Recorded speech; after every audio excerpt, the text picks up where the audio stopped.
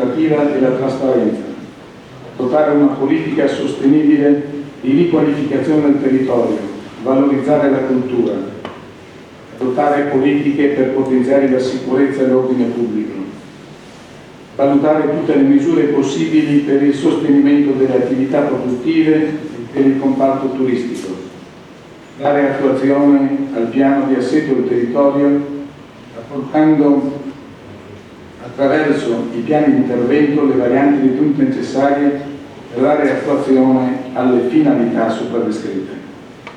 Per quanto sopra, invito tutti i consiglieri, anche di opposizione, a condividere le allegate linee guida di un rinnovato programma politico-amministrativo da attuare nell'interesse dei cittadini e della città di Cava.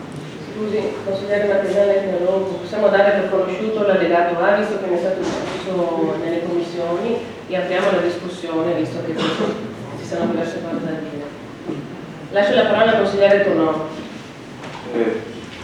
Solo per le procedure, Presidente, perché se non si tengono d'occhio le procedure, perché però in casi di urgenza di particolare spessore come quelle che sta prospettando il consigliere Marchesani si possono anche derogare tranquillamente, non è che lo sia prima. Credo che troppo spesso ne vengo penalizzato proprio per il fatto di cercare di concordare con lei in preconsiglio alcune procedure. Erano quelle, io siccome le avevo preannunciato, non le avevo detto, ma le avevo preannunciato che questa mozione sarebbe stata anticipata. Non gliel'ho detto perché, però lei mi ha risposto per questioni politiche le passavamo tutte, perché io avevo una questione da un punto di vista di fatto personale che volevo chiarire in questo Consiglio Comunale, visto che la questione era uscita di questo Consiglio Comunale, ma non tanto per avere questioni di rivalsa, tanto per precisare alcune affermazioni che erano venute all'interno di questo Consiglio. E mi ha detto, le ascoltiamo alla fine tutti quanti, però crede che poi le circostanze fanno sì che si accolgono, giustamente si accolgono, e per questo che il mio voto non è sulla mozione del consigliere Marchesani, è sulla procedura, perché è importante che le regole siano ferme per tutti, o quando sono allentate, che siano allentate per tutti. Al di là di questo, volevo poi da parte sua una precisazione, perché lei in questo momento ha detto l'allegato A è stato discusso nelle commissioni, non è proprio così, è stata presentata la mozione in quell'istanza e a me è stato, in quell'occasione, scusi, a me è stato detto che il Presidente del Consiglio ha ritenuto che si potesse derogare a una procedura che coinvolge anche i capigruppo, quindi è importante che una mozione di tal genere fosse anche esaminata dai capigruppo, la differenza era stata fatta 2 giorni prima, quindi su questa procedura vorrei, per evitare di trarre conclusioni poco avventate sul giudizio assolutamente del voto, lei spiegasse praticamente questo aspetto, e poi possiamo entrare nella discussione che altro in modo spero che sia più sereno del 25 novembre, ma che si possa entrare in una discussione che porti dei profitti e proficuità, proprio per il fatto che spesso e volentieri quando si cerca di tralasciare alcune procedure poi la discussione va un po' allo baracco. Rispondo, consigliere Tonò, in merito alle procedure. La mozione è stata anticipata, ma è stato votato democraticamente da questo Consiglio, non abbiamo sovvertito l'ordine di nostro pugno. Per quel che riguarda la mozione è stata inserita dopo la capigruppo perché è pervenuta dopo, ma comunque l'importante dal punto di vista delle procedure, e questo me lo può confermare il segretario, che non bypassi le commissioni, la terza commissione, la commissione per la preposta alla discussione. e questo è stato fatto, che sia stata letta o discussa o quanto ne avete discusso, comunque è stata resa nota in quell'occasione. Per cui la procedura la ritengo regolare. Se il segretario vuole aggiungere qualcosa. Sì, l'argomento già trattato velocemente in commissione. La conferenza dei capigruppo non è depositaria di competenze rigidamente determinate dal regolamento. Diceva il Presidente, avendo ritenuto il Presidente che il passaggio in Commissione fosse sufficiente dal punto di vista istruttorio, no, attesa a dire che l'istruttoria è un atto che è esclusivamente politico e non ha nessuna caratteristica provvedimentale, perché non dimentichiamo, stiamo parlando di politica, stiamo parlando di indirizzi, non stiamo parlando di programmi, non stiamo parlando di atti amministrativi. La conferenza dei capigruppo è competente ad esaminare di volta in volta gli argomenti che il Presidente del Consiglio ritiene di particolare delicatezza. Il Presidente del Consiglio, adesso non voglio sostituirmi, ma l'organo ha ritenuto che il passaggio in Commissione fosse sufficiente per garantire un'ampia conoscenza da parte dei consiglieri. Preciso, la Commissione è composta da membri e da un Presidente. Sarebbe delicatezza che almeno il Presidente almeno 10 minuti prima fosse a conoscenza. Questo non è per me, è per tutti.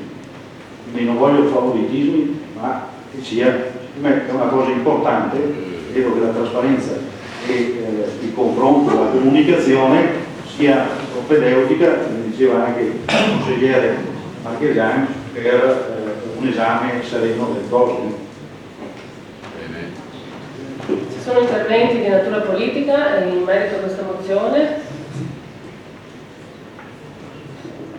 Nessuno ha da dire nulla. Il consigliere Tonò mi pareva che mi avesse chiesto prima del Consiglio di poter dire qualcosa di carattere politico. Se lo vuole fare in questa occasione, la ritengo l'occasione giusta.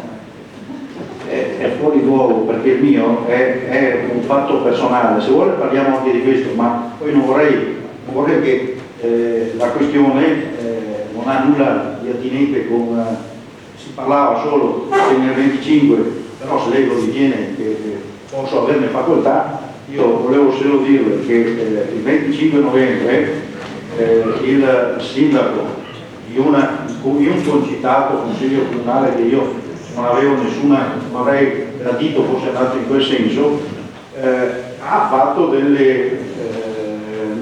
spiegando parlando rispondendo sul PAP e a delle affermazioni che erano uscite, aveva fatto delle affermazioni.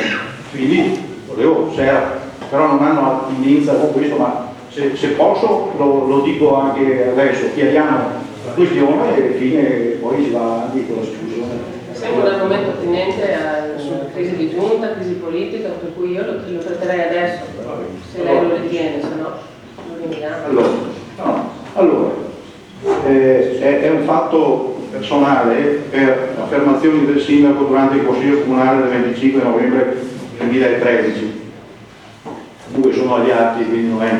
Di un passaggio di questo Consiglio Comunale fatto dal sindaco che spiegava il lungo percorso con i passaggi politici e amministrativi che hanno contraddistinto l'argomento piano all'assetto del territorio, o meglio era un dibattito venuto in maggioranza sulla questione del PAC. Il sindaco, come vi dicevo, nel rispondere all'intervento del Biandelmo disse questo.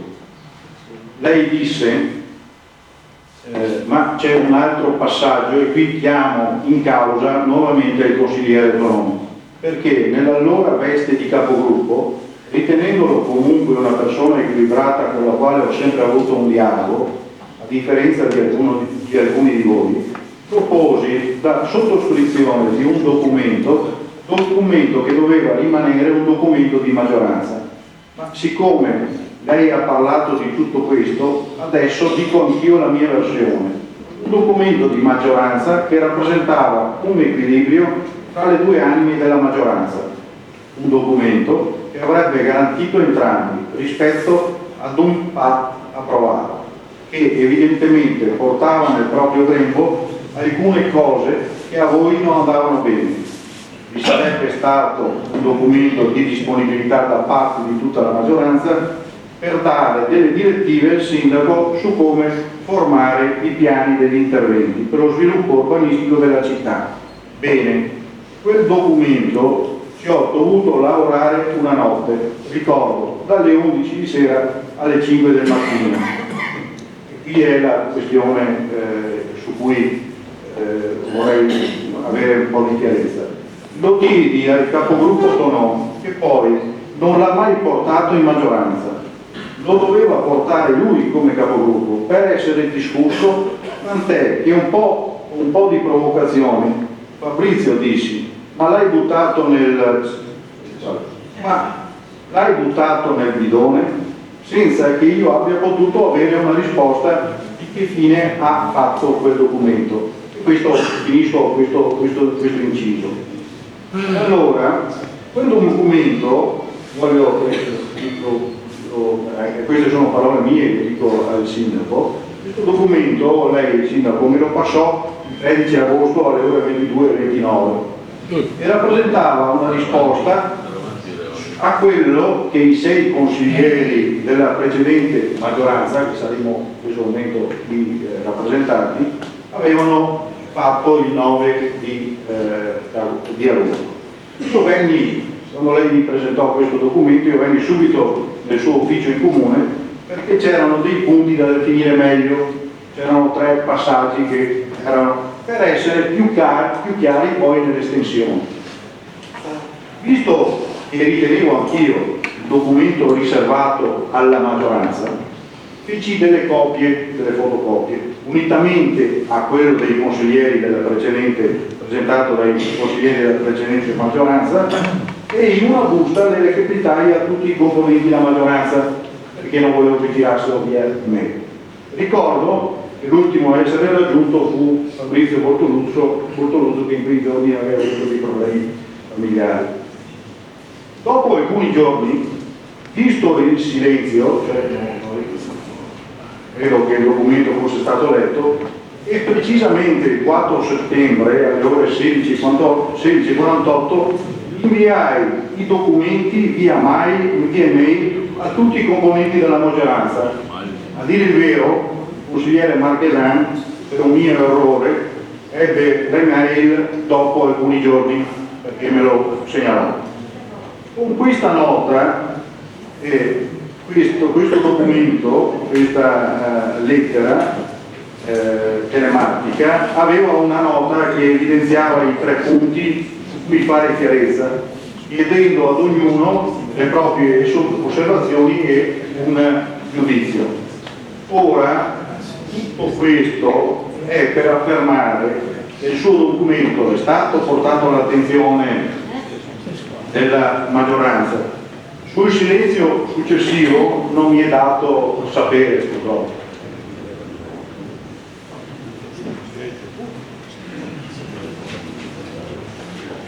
Grazie consigliere Tonò. Ha concluso l'intervento? Ci sono altri interventi?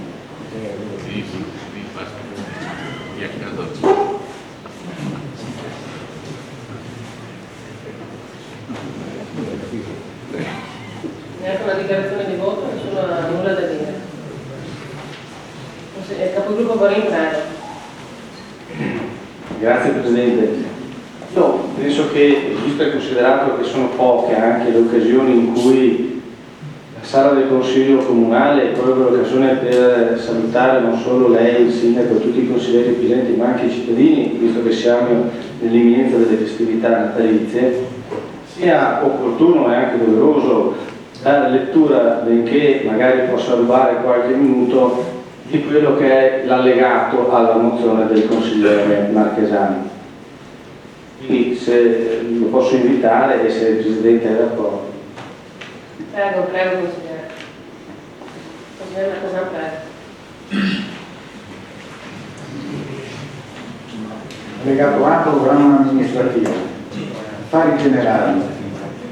Partecipazione dei cittadini alla vita amministrativa anche attraverso incontri periodici con l'assicurazione, la formazione di consulte sulle varie tematiche, implementare la diffusione delle informazioni attraverso il sito pubblico del Comune, aumento dell'informatizzazione delle pratiche amministrative, riattivazione dell'Ufficio Europa per la facilitazione dell'accesso ai finanziamenti europei e alle reti di partenariato europeo e internazionale, lotta agli sprechi e completa trasparenza amministrativa mediante pubblicazione nel sito web del Comune delle delibere di Giunta e del Consiglio e delle determinazioni dirigenziali di tutti gli atti soggetti a pubblicazione nella sezione albo pretorio per periodo di pubblicità legale nella sezione atti del Comune come archivio permanente. Potenziamento degli istituti di consultazione popolare, presentare un giornalino periodico che arrivi a casa di tutte le famiglie, copertura su tutto il territorio comunale, la rete WiFi, promuovere iniziative per la comprensione e il contrasto del fenomeno delle mafie, valorizzazione degli organi di rappresentanza democratica mediante aumento da 3 a 5 dei componenti delle commissioni consilari permanenti.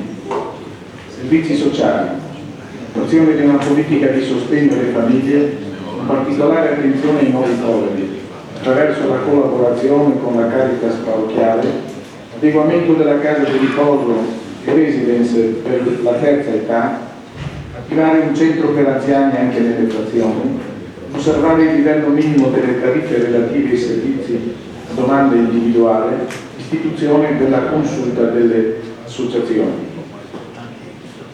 Politiche giovanili, attuazione di un piano di edilizia residenziale per giovani famiglie, utilizzando i più appropriati strumenti urbanistici, lotta agli abusi e alle dipendenze, alcol, droghe, gioco d'azzardo, sostenere il mondo dell'associazionismo, realizzazione della Casa della Musica, sviluppo attività culturali al centro Bafile, promozione e sostegno dell'attività educativa, extrascolastica, di avvio al lavoro. Cultura e scuola, completamento del teatro presso la Bafile attraverso la collaborazione delle Onlus, verificare la possibilità di ridurre del 10% i contributi delle associazioni per destinarlo al completamento del teatro. Attivazione del Museo Civico Comunale, attiva e costruttiva collaborazione con l'Istituto Comprensivo Palladio, l'Istituto Alberghiero Giovanni XXIII, migliorare la qualità dell'istruzione. Implementazione della biblioteca civica come area studio e consultazione e ampliamento dell'orario di apertura. Creare attenzione e spazi adeguati per l'università della terza età, studio per l'attivazione di un acquario nella sede ex azienda Chigiato, inserimento nell'offerta formativa delle scuole del Comune di attività didattiche incentrate sulla storia di Caorle, sulla cultura legata alla pesca, sulla conoscenza dell'ambiente e dei territori locali. Pesca, completamento del mercato ittico in centro storico, incentivare e sviluppare l'itticoturismo da pesca turismo, partecipare ai gruppi azione costiera e sviluppare una progettualità della marineria Caorlotta, implementare il progetto dell'Oasi Marina come nursery per le varie specie ittiche, semina del 9 anni in laguna, valorizzazione della vendita del prodotto ittico di Caorle anche tramite l'utilizzo di imbarcazioni tipiche in vela al terzo, realizzazione di un casone didattico. Agricoltura, valorizzazione delle attività agricole dell'entroterra, realizzazione di una fattoria didattica, creazione di percorsi enogastronomici, recupero dell'edilizia rurale tramite progetti di riqualificazione locali e l'ausilio di bandi europei, salvaguardia e valorizzazione del paesaggio agricolo con creazione di piste ciclopedonali ed eventualmente revisione degli strumenti usanistici. Turismo, miglioramento dell'attività di promozione, accoglienza e intrattenimento, concertando con le associazioni di riferimento le possibili soluzioni. Creazione della PMO OGD, organizzazione e, come ho detto prima, gestione, destinazione delle varie strutture, favorire la riqualificazione delle strutture alberghiere esistenti, favorire la realizzazione di strutture alberghiere ad alto livello, creare le basi di un allungamento della stagionalità alberghiera ordinaria, realizzazione del museo galleggiante di imbarcazioni tradizionali con le vele al terzo, traghetto ciclo pedonale Falconera San Gaetano Valle Vecchia e giro Laguna di Caule, riqualificazione del campeggio comunale di Santa Margherita, valorizzando i suoi caratteri di pregio ambientale e paesaggistico. Ambiente. Salvaguardia e fruizione sostenibile di Valle Vecchia dell'intero ambito lagunare Vallivo attraverso l'istruzione del parco lagunare comunale. Realizzazione di un casone didattico e attivazione di percorsi guidati di turismo ambientale e didattico in laguna. Valorizzare il patrimonio dei casoni anche tramite il piano particolarizzato dei casoni, cavalli con relativo piano paesaggistico. Diminuzione dell'inquinamento atmosferico ed acustico, favorire gli incentivi del protocollo di casa clima e del protocollo 20-20-20, promuovere e valorizzare tutte le aree verdi con salvaguardia delle zone agricole, favorire la replica di un impianto per il trattamento dello spiaggiato per riduzione dei costi, trasformazione d'osi marina ad area marina protetta e gestione locale, salvaguardando tutte le tenue, favorire la diffusione delle energie rinnovabili e dell'efficienza energetica nel settore pubblico e privato, migliorare la gestione dei rifiuti urbani con riferimento alla strategia rifiuti zero. Lavori pubblici e viabilità. Recitare la Regione per dotare il capoluogo di un secondo accesso a ponente, sistemazione delle strade pubbliche e i marciapiedi del capoluogo e nelle periferie, riqualificare via Santa Margherita lungomare Trieste attraverso bandi di concorso di idee, riqualificare via Dal Nuovo tenendo conto della delicatezza del sito, potenziare e riordinare i percorsi delle piste ciclabili, potenziamento della rete di videosorveglianza, interventi di miglioramento funzionale dell'edilizia scolastica e di scuola infanzia Boniati di San Giorgio di Divenza, commercio, lotta all'abusivismo commerciale, dilazione del pagamento della TOSA per sostenere attività in periodi di crisi economica, realizzazione di un mercato feriale di frutta e verdure in centro storico, valorizzare i prodotti ittici e agricoli a chilometro zero, sicurezza, favorire il lavoro e la presenza delle forze dell'ordine con strutture e attrezzature adeguate, urbanistica, politica a favore della residenzialità stabile dei giovani e delle famiglie, in particolare riguardo al capoluogo, utilizzando più appropriati strumenti urbanistici, politica urbanistica incentrata sul contenimento del consumo di suolo, sulla tutela del paesaggio del territorio rurale, sul recupero del patrimonio edilizio esistente mediante ristrutturazione, utilizzando i più appropriati strumenti urbanistici. L'attuazione del PAN è limitata agli interventi finalizzati allo sviluppo della residenzialità stabile di sostegno al sistema turistico locale, che comportino comunque un beneficio pubblico con l'esclusione di interventi di natura speculativa attraverso un'oculata gestione dei piani degli interventi. Revisione del piano particolarizzato degli arenili tramite piani degli interventi, perfezionamento e conclusione dell'Agenzia del Demanio di Venezia dell'acquisizione del patrimonio pubblico dell'area di Falconera in condivisione con i cittadini. Revisione, ove giuridicamente possibile, l'intervento delle cosiddette terme in zona C239. Sport e tempo libero. Sostenere il mondo dell'associazionismo, delle società sportive, incentivare la partecipazione delle associazioni sportive alla Fondazione Caule Città dello Sport, promozione della Fondazione, tutti i suoi associati, creazione di spazi per i giovani nelle frazioni, creazione di una consulta delle associazioni. Grazie consigliere Martesani della lettura integrale del relato. Ora lasciamo spazio alla discussione.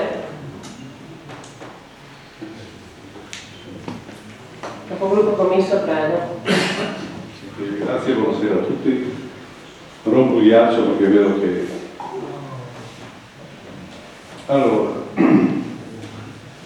vorrei ricostruire un attimo la vicenda partendo dalle ultime elezioni. Si diceva a noi della minoranza che la nascente amministrazione Striboli, continuità della precedente amministrazione Sarto, avendo al suo interno metà del Consiglio e metà della Giunta, sarebbe stata funzionale all'approvazione del PAT, dopodiché, con un motivo qualsiasi, sarebbe stato dato il buon servito al sindaco Strivoli e le cose si sarebbero rimescolate, probabilmente, possibilmente, tornando in mano a chi aveva gestito tutto l'iter precedente. Questo è successo. Quello che abbiamo sentito in questo Consiglio Comunale e che ci ha lasciato basiti sono tutte storie che non hanno nessuna valenza. Le 22:48 e le 18:23 che ha citato adesso l'ex capogruppo Tonon, piuttosto che le registrazioni, la mancanza di fiducia, sono tutte, se mi permettete, sciocchezze. Il piano era già stabilito prima delle elezioni. Questo lo dicevamo noi della minoranza e questo si è totalmente avverato. A questa specie di teatrino a cui abbiamo assistito, ripeto, in maniera abbastanza sbigottita, segue un periodo di contatti continui e frequenti tali da giustificare la prudenza, soprattutto dell'amministrazione, che ha cercato con tenacia una nuova maggioranza, ma fa vedere in maniera chiarissima come le questioni che riguardano la città di Caorle non siano decise qui a Caorle in questo Consiglio Comunale, ma altrove. Le logiche che seguono le persone che hanno messo in moto questo meccanismo non sono qui a Caorle, sono dettate da interessi e da persone che non sono qui a Caorle. Andiamo in regione a vedere chi gestisce queste cose qua. Per cui noi dobbiamo tornare ad essere padroni della nostra città attraverso le persone serie e coerenti e che si mettono in prima persona con la responsabilità di quello che devono fare, non più nascosti dietro ad altri che manovrano queste faccende. Questo è chiaro ed è lampante, non c'è nessun motivo per cui non dobbiamo noi, parlo per me della minoranza, ma spero anche negli altri comuni della minoranza, perdere l'occasione di questa vera e propria frattura che ha contrassegnato la scelta dei tre ex assessori e dei tre ancora consiglieri. La frattura che è successa è una cosa rivoluzionaria per quanto riguarda sia l'amministrazione, per quanto riguarda tutti gli equilibri del Veneto orientale. In regione e nel resto dei comuni stanno guardando con un'attenzione grandissima a quello che sta succedendo qui. Quindi non è solo un gruppo di persone che mutano in qualche modo, ma come dire, coinvolgono chi rappresenta soprattutto la maggioranza dei cittadini, perché se andiamo a contare i voti non è un ribaltone, era prima un ribaltone piuttosto che adesso. Seguono con molta attenzione questo che può essere il preludio, ripeto, non lo è ancora, il preludio a una grande trasformazione di tutto il territorio.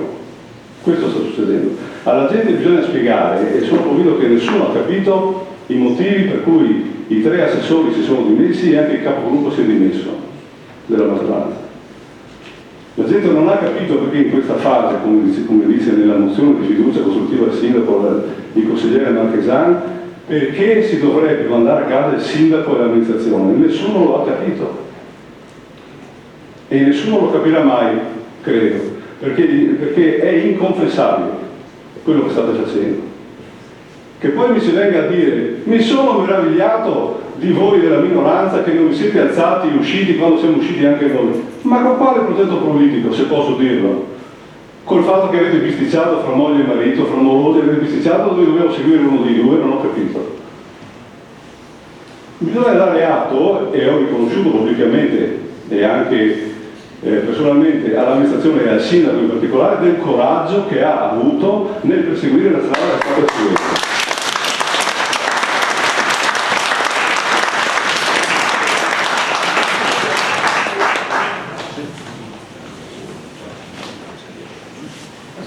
Pellegrini, prego.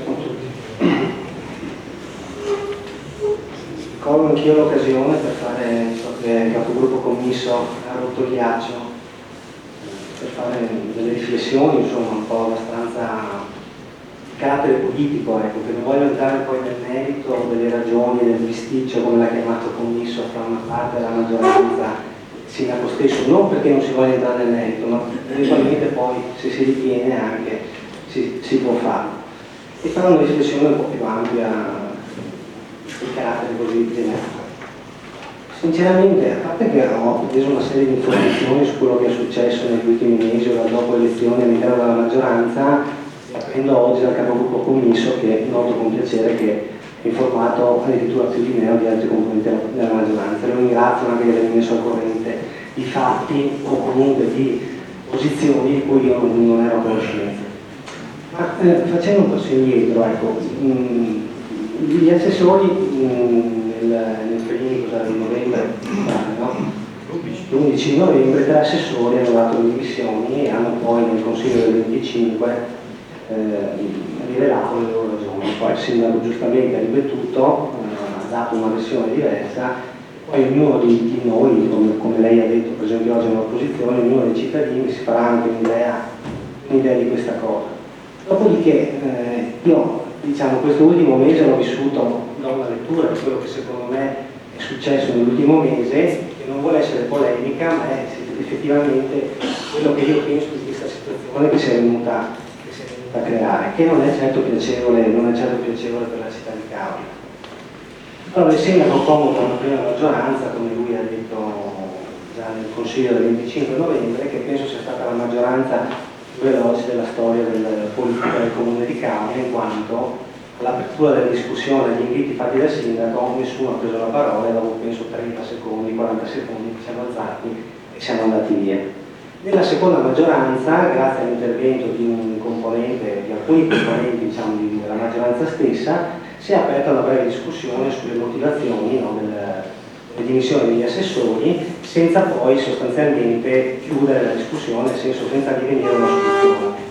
Dove gli assessori, diciamo, in primo luogo, ma anche il sottoscritto, anche altri consiglieri, non mi riferisco alla parte della vecchia amministrazione in questo caso, penso di fare un riferimento di carattere generale, apprendiamo che il sindaco, anche a seguito dell'invito probabilmente ricevuto sulla stampa da parte della minoranza, ritiene di aprire le consultazioni con la minoranza stessa.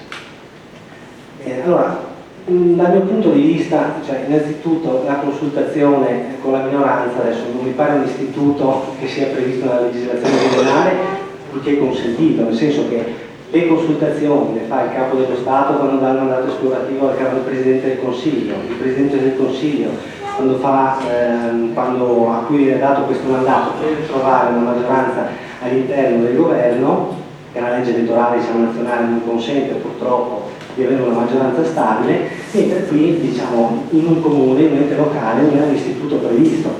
Solitamente, poi il sindaco avrà avuto certamente le sue ragioni, innanzitutto si cerca di trovare una soluzione all'interno della propria maggioranza. E indipendentemente dal fatto che il sindaco o anche gli assessori, diciamo, i consiglieri coinvolti non l'abbiano trovato, ognuno per le proprie ragioni, comunque questo, diciamo, è un fatto, secondo me, anomalo. Perché, vedete, domani che ho preso una delle parole del capogruppo commisso, troveremo una nuova maggioranza, probabilmente, una nuova giunta, ci troviamo di fronte a un fatto che crea un precedente dal mio punto di vista storico abbastanza grave allo stesso modo di come lei pensa siano andate le cose all'interno della maggioranza, che invece non sono andate come pensa lei. Cioè ci troviamo alle domani delle elezioni, come dice lei, il capogruppo commisso, con un sindaco eletto, scelto dai cittadini, con una squadra di persone scelte anch'esse dai cittadini, con un programma scelto dai cittadini, e domani mattina ci troveremo con lo stesso sindaco, però con una squadra probabilmente diversa e con un programma parzialmente diverso.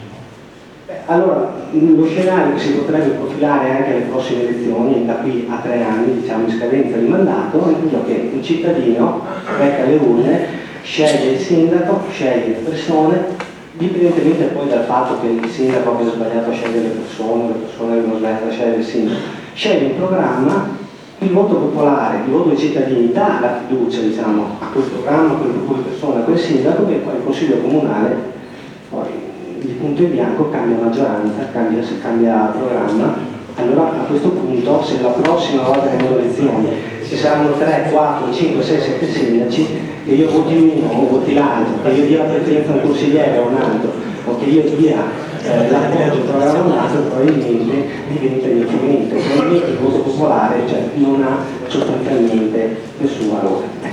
Questa è la lettura che io do a quello che sta succedendo adesso. Anche se vorrei che lei specificasse cosa intende per teatrino, cioè cosa intende per teatrino, no? Il teatrino, cioè quali sono gli elementi secondo lei così gravi, no? Che avrebbero dovuto portare una parte dei consiglieri a non sostenere più il sindaco, no? Perché effettivamente invece il vostro sostegno deve essere così lodato. E qui faccio una piccola riflessione sulla mozione del capogruppo Marchesani, per non togliere più tempo agli altri. Allora, la mozione del capogruppo Marchesani, penso che nelle sue linee generali, portate in qualsiasi consiglio comunale d'Italia, credo che non possano essere votate. Il capogruppo Marchesani fa riferimento ad una crisi reale, no? Che tocca in particolare gli anziani, ma che poi giustamente lo stesso consigliere estende anche a tutte le altre categorie, ad una serie di problemi che sostanzialmente affliggono l'Italia e direttamente anche la comunità caulotta, i propri cittadini, imprenditori e via dicendo. E poi comincia una serie di principi, toccando le varie tematiche che governano l'attività amministrativa, quindi dalla scuola, dal tempo libero allo sport, all'urbanistica, l'agricoltura, i lavori pubblici, citando alcuni principi, se vogliamo dire, di base su cui dovrebbe improntarsi la nuova azione amministrativa, che di fatto, salvo alcune differenze su alcuni punti, sono gli stessi su cui si imperniava anche il nostro programma, e probabilmente anche il programma della lista Zannoni, il suo e quello anche del capogruppo Polin e del consigliere Paolo, salvo qualche inserimento dell'ultimo minuto a disposizione della mozione. Quindi una mozione, se vogliamo dire, che è sicuramente e deve essere sicuramente degna di lode anche per i principi che la stessa esprime. Però attenzione signori, perché i problemi che cita il capogruppo il consigliere Marchesani, ma relativi alla crisi economica e sociale in questo momento, non pensiamo che sia il comune di Caorle o qualsiasi ente locale che debba risolvere. Problemi legati all'occupazione giovanile, al lavoro, sono tutti problemi che sinceramente dipendono dalle politiche di enti sovracomunali, dalla regione fino ad enti statali. L'amministrazione comunale può dare il proprio impegno, il proprio sostegno, dei segnali concreti, ma certamente non è il sindaco, la giunta, il consiglio comunale che risolvono questi problemi, perché se la pensiamo diversamente, allora io probabilmente in questi 7 anni ho vissuto in un mondo diverso. Quindi se si vuole, tra virgolette, nascondere, in senso buono, il consigliere Marchesani, dietro questa mozione un accordo con la minoranza, ve lo si dica pure, no, votatevi d'accordo, ma io personalmente a questo tipo di attività, chiamiamole così, non ci sto sostanzialmente, per quanto la sua mozione sia pregevole di lode, per quanto il contenuto possa essere condiviso, sinceramente credo che sia solo strumentale un accordo che io personalmente non condivido, tra l'attuale minoranza e una parte della maggioranza. Quindi il mio è anche un preannunciare sostanzialmente, poi farò gli atti formali, un abbandono di questo gruppo della maggioranza. L'abbandono di questo gruppo della maggioranza, la fine di un percorso che è nato probabilmente anche male sostanzialmente, perché di fatto per me anche il sindaco, i rapporti non sono mai stati così intensi. E l'inizio di un nuovo percorso all'interno di questo Consiglio Comunale, attento chiaramente sempre alle esigenze dei cittadini, informato guarda caso agli stessi principi che il consigliere Marchesani cita sulla sua mozione, esattamente gli stessi principi, però non di appartenenza a questo gruppo. Quindi ringrazio il sindaco, gli assessori uscenti, quelli entranti e anche quelli che sono rimasti in questo gruppo, e i consiglieri che tengono anche gli uneci, ma io mi fermo qui e passo il volto pagina. Grazie. Grazie consigliere Pellegrini. Lascio la parola all'assessore Russo. Sì, grazie. Io volevo ringraziare il consigliere Pellegrini perché è la prima volta che lo sento parlare, così intervenire, perché nelle maggioranze ho visto tante mancanze da parte sua e non era mai presente. E vede, Pellegrini, è facile alla fine dire le cose come vanno. Io avrei avuto piacere averla con noi in squadra subito e non irrigidirci subito dei rapporti con il sindaco. Il suo aiuto ci sarebbe stato prezioso. Ancora adesso io spero di poterla recuperare, non dire come ha detto lei in questo momento, io mi faccio da parte di questa maggioranza. Vede, Caorle ha bisogno di gente che lavori per Caorle, non ha bisogno di parole senza dire un motivo perché non si presenta ai consigli comunali o perché non si presenta alle maggioranze. Questo è uno sfogo che faccio io personalmente, io non so cosa risponderanno gli altri, però dico, Pellegrini, lei doveva essere in squadra e doveva darci una mano. Grazie. Il pubblico per cortesia strategga guarda, non so sempre, ho partecipato poco all'attività amministrativa, però per motivi personali e anche non personali non parte dell'attività amministrativa, perché va bene anche lei, insomma, quello che ho passato. Questo tuttavia non impedisce, voglio dire, di cominciare, di iniziare. Credo che ci sia nulla di male. Non mi sento più a mio agio all'interno di questo gruppo, ma il mio contributo lo darò da fuori, perché non intendo mica fare un'opposizione, se sarà un'opposizione diciamo di carattere distruttivo, riscattista, polemico o denigratorio di qualche persona o delle attività fatte dalla nuova amministrazione, però un'attività di opposizione nuova per me, che fa bene anche perché le esperienze bisogna farle tutte, dando il mio contributo da quei banchi. Insomma, cercherò di essere più presente se la vita, diciamo, personale e lavorativa me lo consente. Nel momento in cui non sarò presente, sarà certo che non rimarcherò mai il fatto, diciamo, di non aver partecipato, o meglio, non butterò mai dito su decisioni prese dove io sono stato assente e non ho nemmeno mai fatto in questi 2 anni. Quindi io la ringrazio dell'invito a volermi recuperare, ma non posso accettare. Grazie. Grazie consigliere Pellegrini. Consigliere Tonò, prego. No, siccome l'assessore va sul viso ha detto che non servono date, non servono puntualizzazioni. Dico che questa maggioranza su una fiducia era stata investita anche il credito gennaio di quest'anno, e le posso anche dire che quel documento che le ho detto del 4, del 9, qui si parlava di questioni precise, e anche qui l'assessore Russo, il mio intervento fino all'11 al 12 di dicembre era stato sempre la ricerca di una condivisione, di una compartecipazione agli atti amministrativi, a un confronto e anche a una comunicazione. Poi ci doveva essere anche quella complicità che faceva sì che le valenze di un assessore fossero anche le valenze del collega. Quando io prima ho creato quella discussione sul fatto personale, proprio per dire che numerose erano state le sollecitazioni sotto questo aspetto, e le dico perché quando parlavo dei punti su cui noi dovevamo accordarci, siccome era una questione che riguarda la maggioranza, cito solamente le parole finali che avevo inviato a tutti quanti noi. Su questi passaggi dobbiamo essere particolarmente franchi e soprattutto capaci di indicare in delibera in modo preciso, senza nessuna ombra, quello che deve essere l'essenza politica che intendiamo esprimere nelle attuazioni delle norme. Faccio questi rilievi perché, come in tutti i campi, bisogna essere precisi per affrontare obiezioni o ricorsi.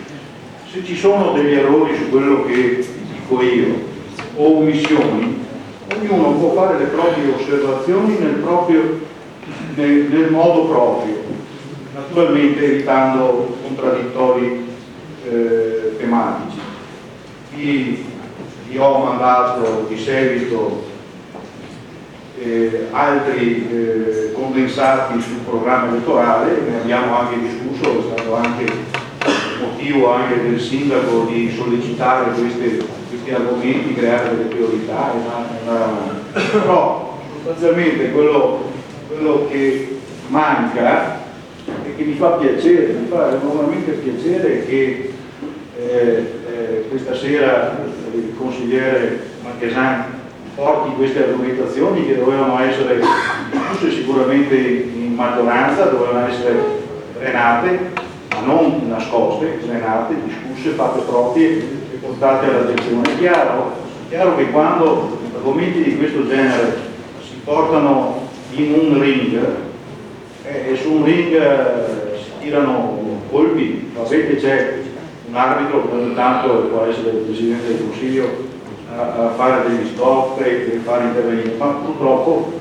si tirano dei pugni e questo sicuramente lo potevamo evitare discutendone nelle sedi appropriate.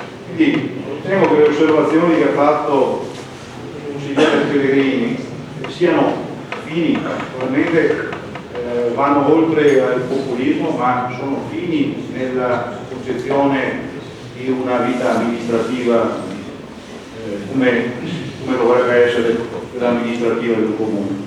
Quindi se delle colpe possiamo un po' suddividerle fra tutti, se ci sono delle colpe. È chiaro che di fronte alle affermazioni che ha fatto il consigliere, il capogruppo commisso, è chiaro e mi dispiacerebbe che la mozione fosse una scrittura umani, in quanto sembra così, che su questa base c'è un possibile, almeno questa è, però lo potrà chiarire, come lo chiedeva il consigliere Pellegrini, lo potrà chiarire il commisso, sembra che sia un negoziato tra compagini elettorali che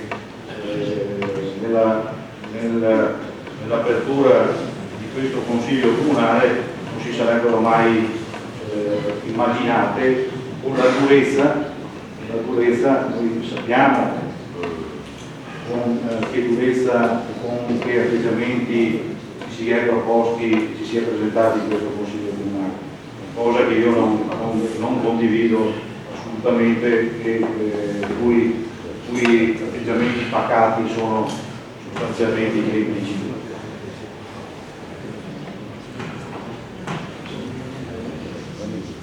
Grazie consigliere Donon, capogruppo Bonin, prego. Grazie Presidente. Le recenti vicende della vita politico-amministrativa di Cavour hanno destato indubbiamente attenzione e interesse circa le sorti di questo sindaco e della sua maggioranza.